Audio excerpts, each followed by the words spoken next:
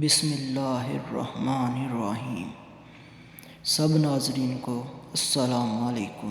حضور پاک صلی اللہ علیہ وسلم ایک دفعہ مدینہ طیبہ سے باہر تشریف لے جا رہے تھے۔ ایک یہودی نے ہرنی پکڑی ہوئی تھی۔ آپ جب قریب سے گزرے تو اس ہرنی نے آپ سے کہا، اے اللہ کے نبی، مجھے اس نے پکڑ لیا ہے۔ اس سامنے والے پہاڑ میں میرا بچہ ہے اور اس کو دودھ پلانے کا وقت ہو گیا ہے۔ مجھے دیر ہو رہی ہے، میری ممتا جوش مار رہی ہے کہ میں اسے دودھ پلا لوں۔ آپ مجھے تھوڑی دیر کے لیے آزاد کرا دیجیے۔ رسول اللہ نے اس کی بات سنی تو یہودی سے کہا، تھوڑی دیر کے لیے اسے آزاد کر دو، یہ دودھ پلا کر واپس آ جائے گی۔ اس نے کہا کہ بڑی مشکل سے اسے پکڑا ہے، کیا آپ اس کی ذمہ داری لیتے ہیں؟ آپ نے فرمایا کہ میں اس کی ذمہ داری قبول کرتا ہوں۔ چنانچہ ہرنی کو چھوڑ دیا گیا۔ وہ اسی وقت چھلانگیں مارتی ہوئی پہاڑی کی طرف گئی۔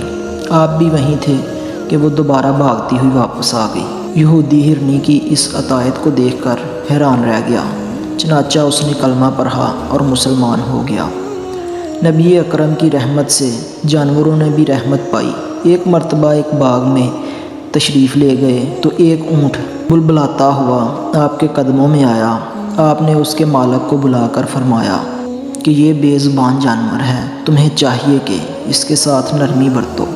یہ شکوہ کر رہا ہے کہ تم اس سے زیادہ کام لیتے ہو اور اسے چارہ تھوڑا دیتے ہو۔